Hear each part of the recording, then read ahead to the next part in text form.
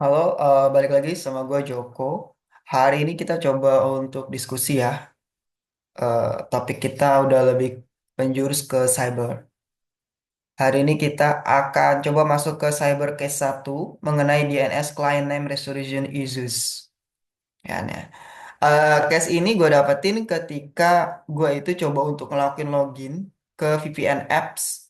Kemudian ternyata dia unreachable atau tidak terjangkau. Nah, akhirnya gue penasaran kenapa kok ini bisa terjadi gitu ya. Simpelnya mah begitu ya. Dan coba untuk nyari nih apa penyebabnya. Nah ini ada beberapa catatan yang gue buat. Nah kita coba untuk diskusi. Siapa tahu nanti kalau ada yang lebih paham lagi, lebih detail, boleh komen sih di bawah. Kita diskusi bareng-bareng ya, sama-sama belajar mengenai cyber. Oke, hal pertama ketika gua nggak dapetin unreachable itu, jadi pertama login gua ke VPN itu bisa.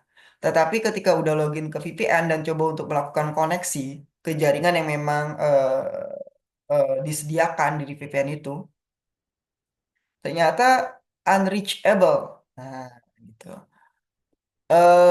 Sebagai orang awam, pertama kali gua lakukan itu tes ping untuk melihat nih, apakah bisa atau enggak nih ke VPN target tersebut gitu ya.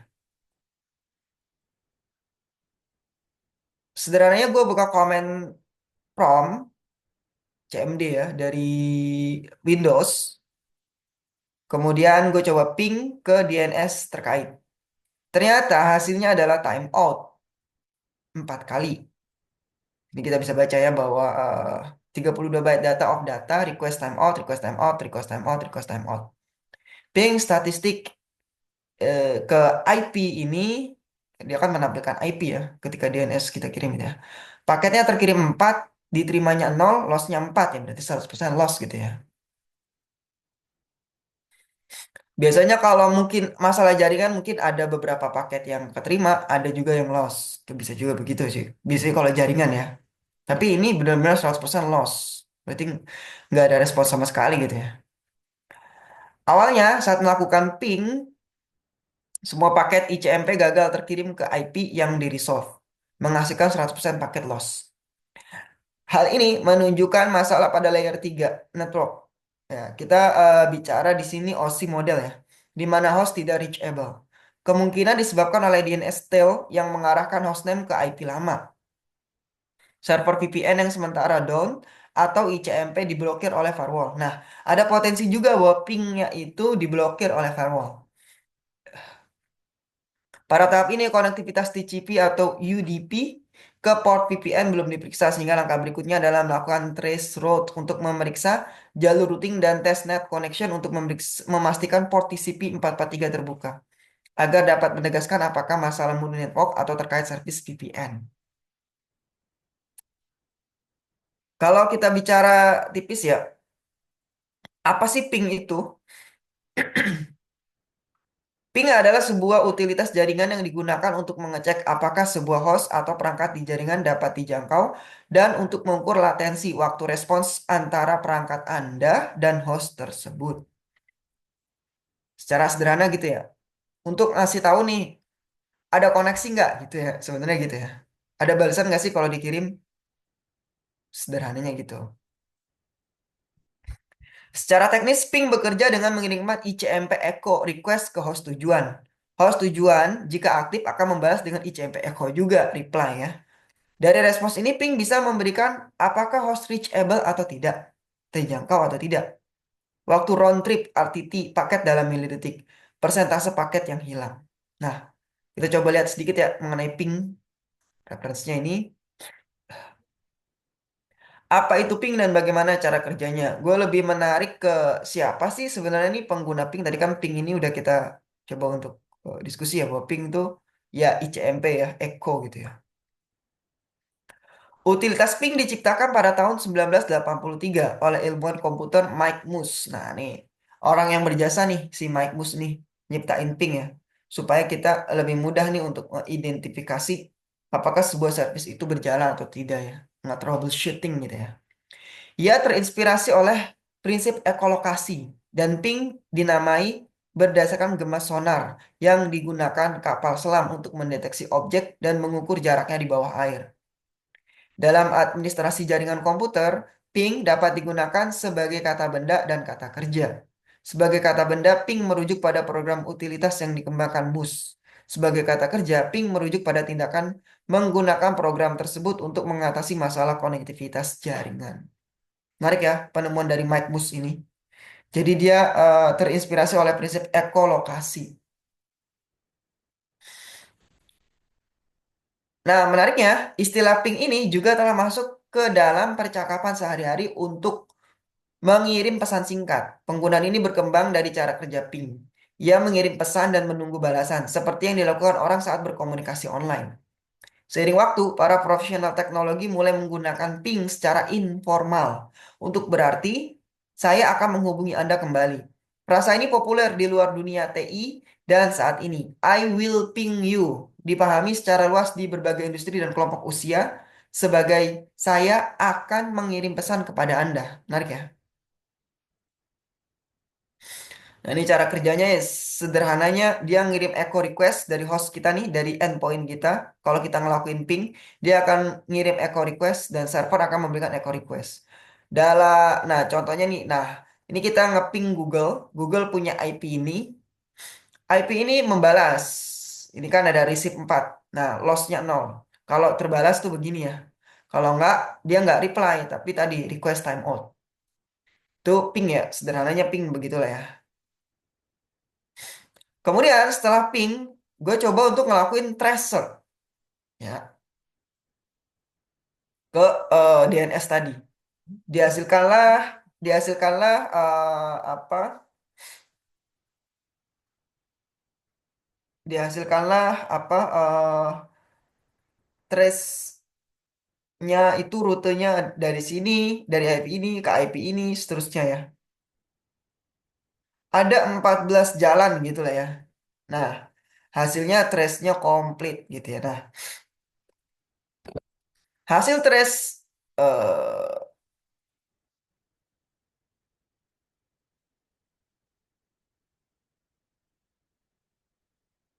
hasil trace ke VPN tersebut menunjukkan bahwa hostname sekarang resolve ke IP tersebut berbeda dari IP lama yang sebelumnya gagal di ping. Mengindikasikan masalah awal adalah DNS steal. DNS-nya hilang. DNS-nya dicuri. Steal. Jalur routing dari gateway lokal hingga server VPN aktif dan stabil dengan RTT rendah 6-7 milisecond. Meskipun beberapa hop di ISP backbone tidak merespon ICMP yang normal, karena router sering memblok ICMP TTL. Ini menegaskan layer 3 network sehat, sehingga masalah konektivitas awal bukan karena routing atau jaringan fisik. Dan langkah selanjutnya adalah memeriksa layer 4 TCP UDP port 443 untuk memastikan server VPN dapat menerima koneksi. Tracer di Windows, nah kita coba untuk ngejelasin ya. Tracer di Windows, di Linux macOS disebut dengan traceroute, adalah utilitas jaringan yang digunakan untuk melacak jalur yang dilewati paket dari komputer ke host tujuan. Secara teknis, Tracer mengirim paket ICMP Echo Request Windows atau UDP Linux macOS dengan TTL, time to light bertingkat.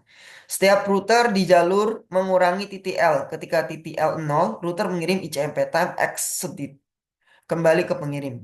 Dari balasan ini, Tracer mencatat IP setiap hop dan waktu round trip RTT.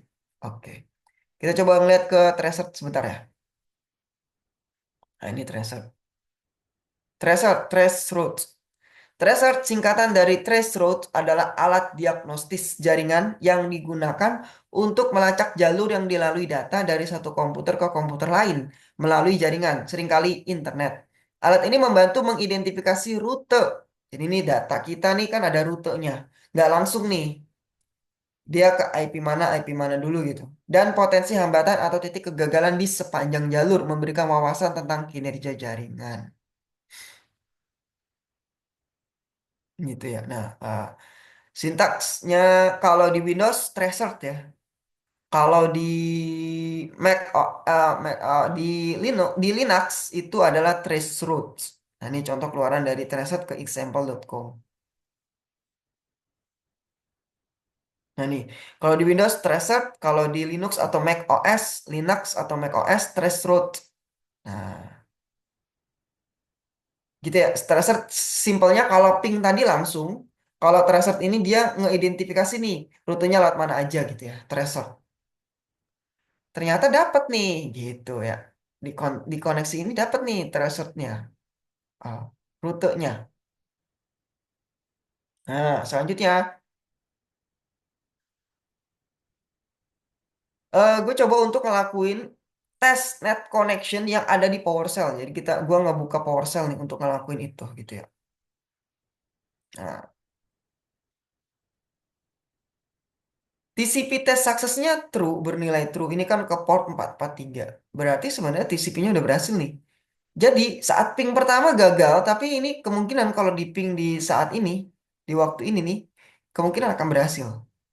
Hasil tes net connection port 443 menunjukkan bahwa koneksi TCP ke port 443 pada IP berhasil. TCP tes sukses bernilai true. Kalau nggak berhasil, dia bernilai false. Dengan source address klien melalui interface Ethernet. Ini menegaskan bahwa layer 4 transport sehat. Port VPN terbuka dan handshake TCP berhasil. Sehingga masalah konektivitas awal bukan karena firewall atau port yang tertutup, melainkan disebabkan oleh layer 3 atau DNS tail sebelumnya.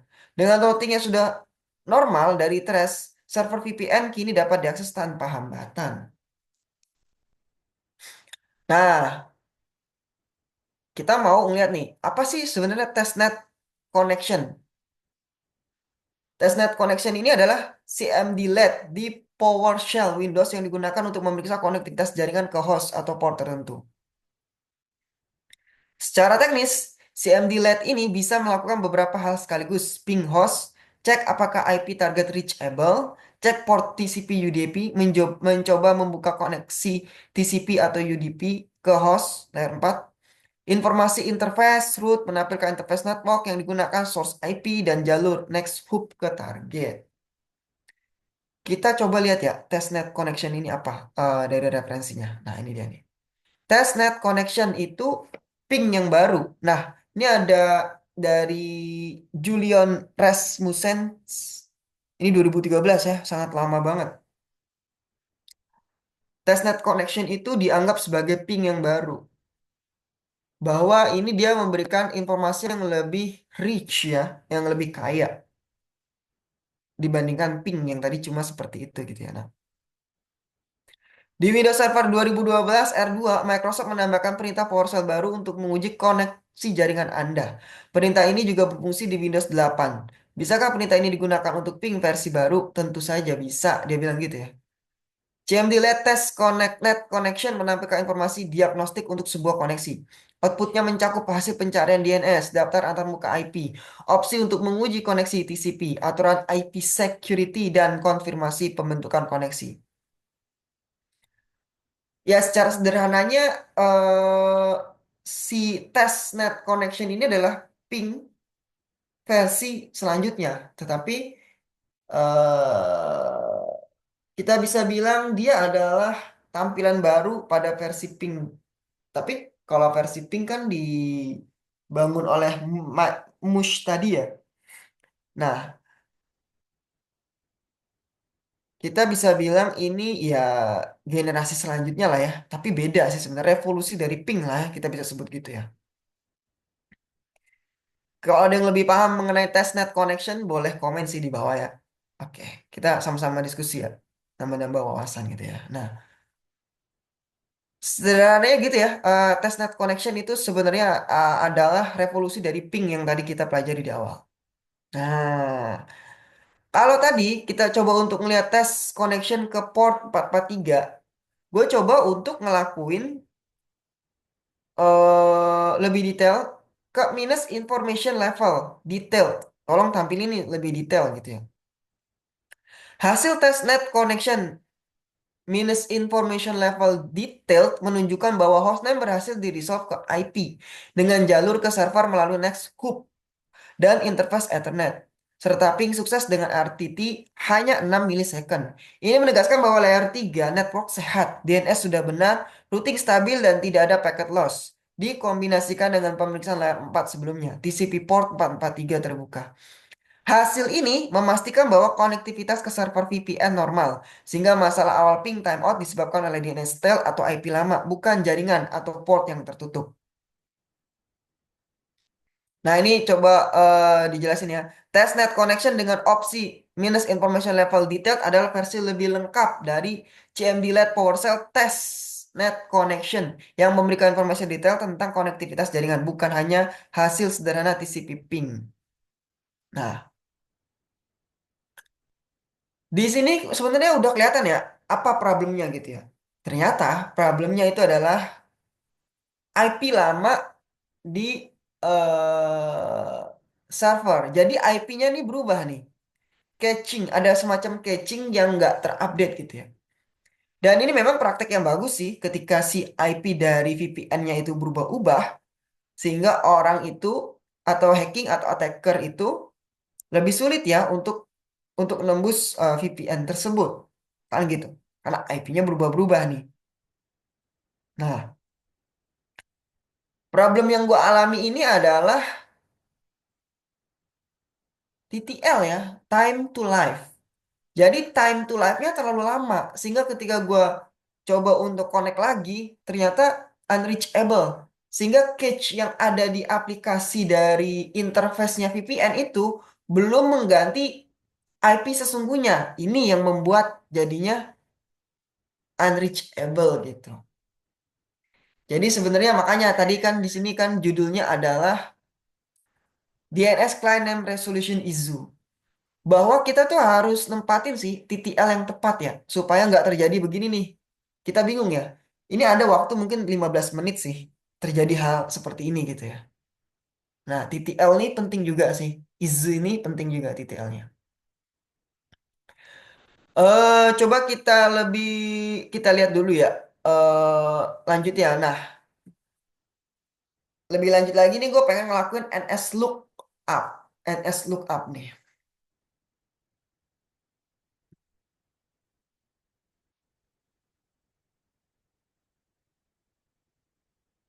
Gue coba untuk ngelakuin NS lookup ke VPN DNS-nya. Hasil NS lookup menunjukkan bahwa hostname berhasil di-resolve ke IP melalui DNS server dengan jawaban non-autoritatif. Ini menegaskan bahwa layer 3 DNS resolution sekarang normal dan hostname mengarah ke IP server VPN yang aktif yang terbaru tadi. Dengan kombinasi ini bersama hasil tracer dan testnet connection sebelumnya, terlihat bahwa masalah awal ping timeout dan konektivitas VPN disebabkan oleh DNS tail atau IP lama, bukan jaringan down atau port tertutup. Sehingga setelah DNS update, koneksi ke VPN berjalan lancar. Nah, ini ngapain sih gue pakai NS lookup? Nah, NS lookup itu adalah utilitas jaringan yang digunakan untuk memeriksa bagaimana sebuah hostname diterjemahkan menjadi alamat IP melalui DNS. Secara teknis, NS Lookup melakukan beberapa hal sekaligus. Resolve hostname ke IP, mengirim query DNS ke server DNS yang dikonfigurasi untuk mendapatkan alamat IP layer 3 network. Reverse lookup optional, mengirim query DNS untuk mencari hostname dari alamat IP tertentu layer 3 network.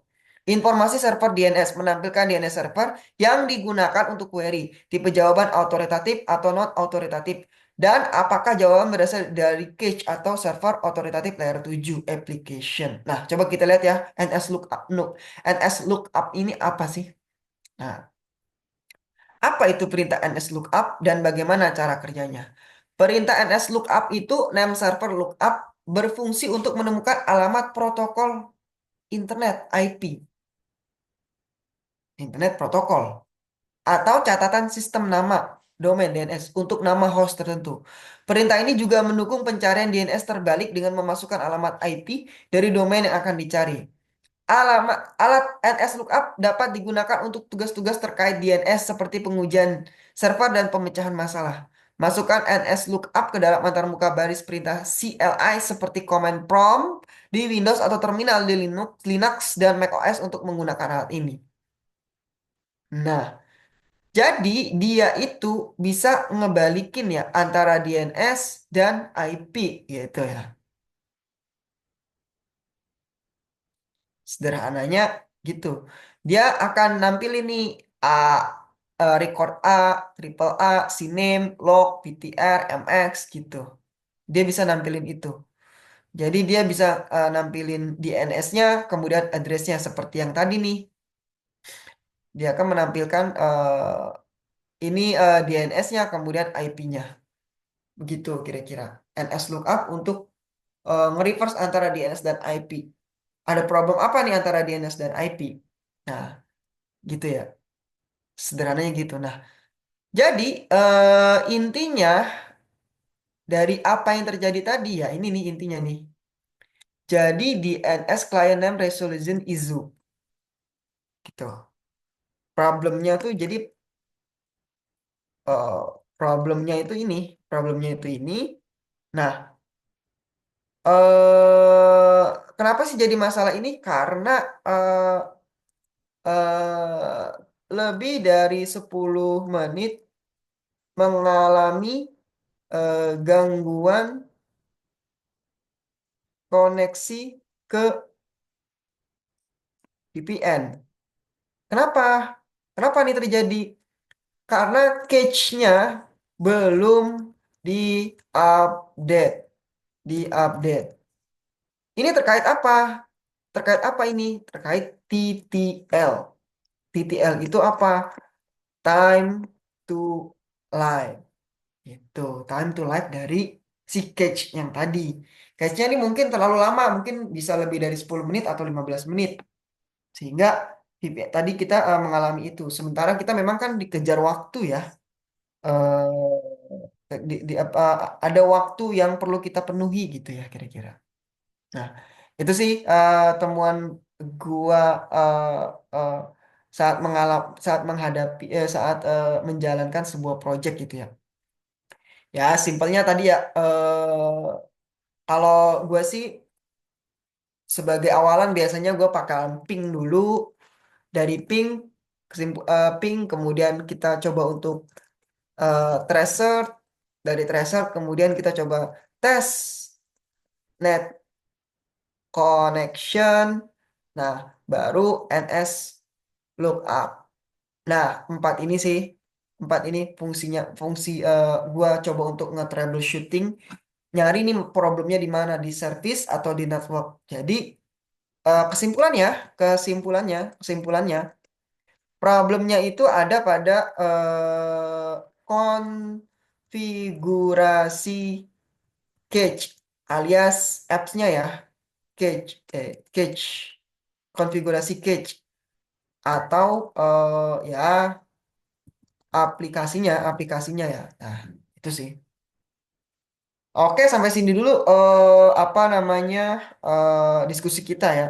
Boleh banget kalau ada yang mungkin punya point of view berbeda atau mungkin ada salah bicara gue mengenai ping, tracer, testnet connection dan NS lookup, boleh banget di komen, dihubungin gue juga boleh. Kita diskusi bareng, sama-sama kita belajar. Ini start kita pertama ya di case pertama. Selanjutnya nanti gue coba bakalan lanjutin case-case selanjutnya. Kita bakal coba untuk kulik-kulik nih berbagai tools yang ada di cyber untuk di case kedua nanti ya. Kita lihat ya. Mudah-mudahan masih dikasih kesempatan ya. Thank you dari gue, itu aja. Sampai jumpa lagi. Oke.